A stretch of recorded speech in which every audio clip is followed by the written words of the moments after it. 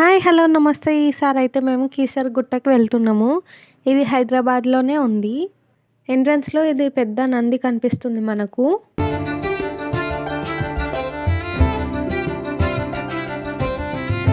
గుడి పైకి కూడా వెళ్ళవచ్చు. పార్కింగ్ కూడా ఉంటుంది పైన.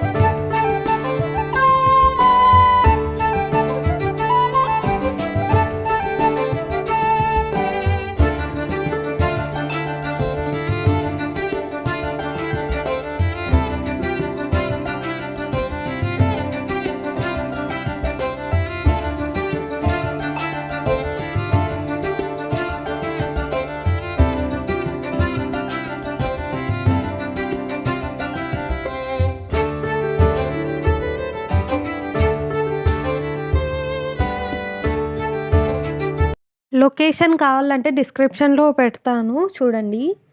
ఈ గుట్ట కొండ మీద ఉంటది. ఇలా పైకి వెళ్ళడానికి ఉంది. గుడి దగ్గరికి కార్స్ అండ్ బైక్స్ అలౌ చేస్తారు.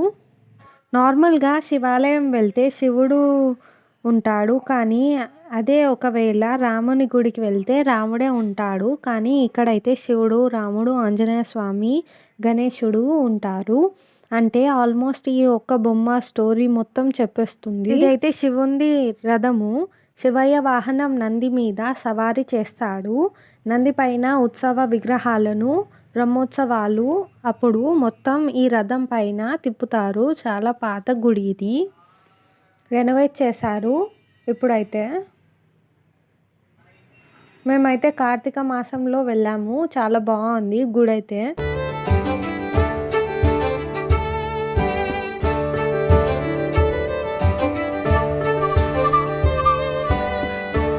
మనకి గుడి లోపల ఎంటర్ కాగానే గణేశుడు అయితే ఉన్నాడు ఇక్కడ. ఇదైతే చాలా పాత గుడి. ఇవన్నీ పాత కాలంలో ఇవన్నీ నిర్మించినవి. రెనోవేట్ చేశారు కొంచెం. ఇకనైతే ఆంజనేయ స్వామి. ఇది మెయిన్ లోపల గర్భగుడిలో శివుడు. కీసరగుట్టలో ఇదైతే శివుడు విగ్రహం.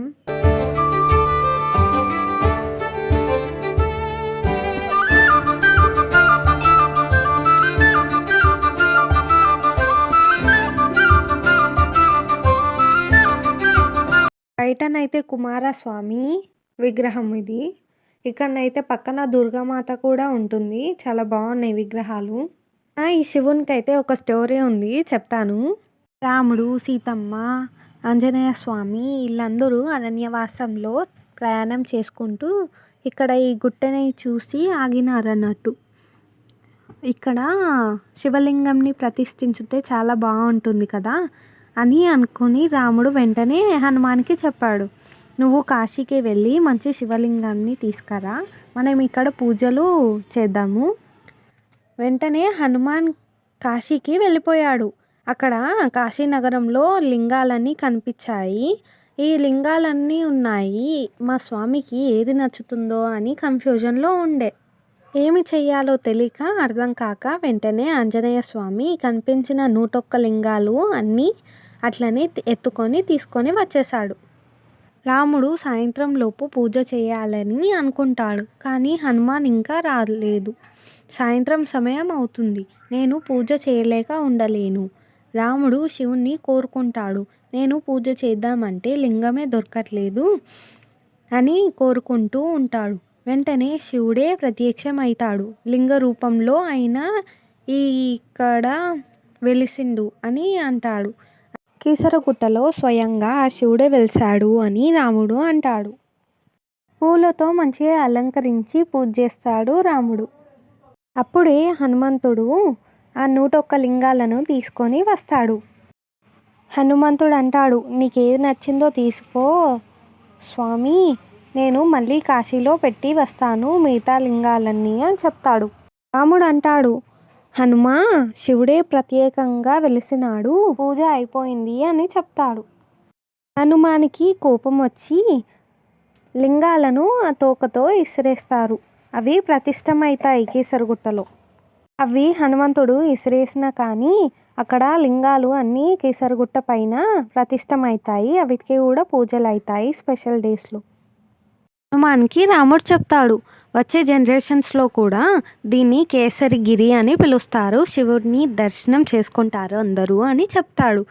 ఇది రానున్న కాలంలో కేసరగుట్టగా మారిపోయింది. ఇట్లా విసిరేసినందుకు ఎప్పుడు ఇలా శివుడి ముంగట మొక్కుతూ ఉంటాడు హనుమంతుడు. పక్కనే నరసింహస్వామి ఉంటారు. ఇదేమో అర్ధనారీశ్వరుడు. ఇక్కడ శివ పంచాయతనము అంటే అంబికాదేవి, విష్ణుమూర్తి, గణేశుడు, సూర్య భగవానుడు ఉంటారు.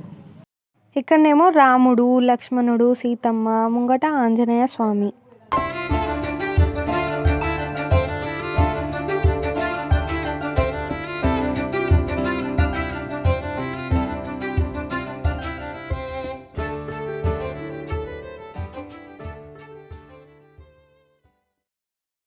పక్కన నాగదేవత గుడి కూడా ఉంది. ఇక్కడ లడ్డూలు ప్రసాదాల కౌంటర్ అనమాట. ఇక్కడ డ్రింకింగ్ వాటర్ ఫెసిలిటీ కూడా ఉంటుంది. అక్కడ గుట్ట పక్కన చూస్తే అన్ని లింగాలే ఉంటాయి.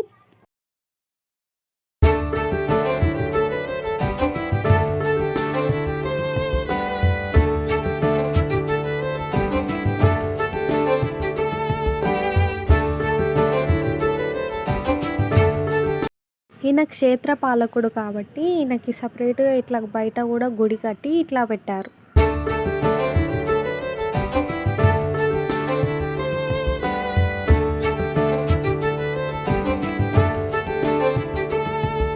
హనుమంతుడు అయితే ఇక్కడ బయట ఇలా స్టాచ్యూలా బాగా పెద్ద నిర్మించారు.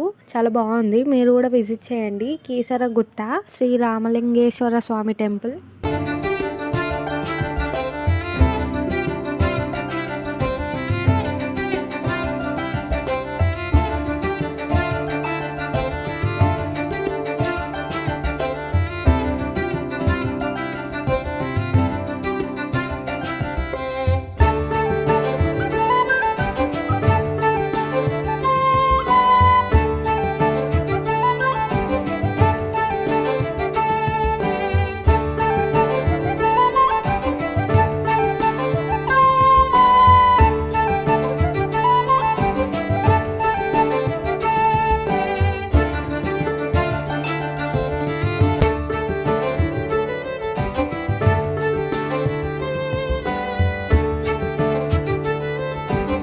గుట్ట మీద ఎక్కడ చూసినానైతే శివలింగాలే ఉంటాయి.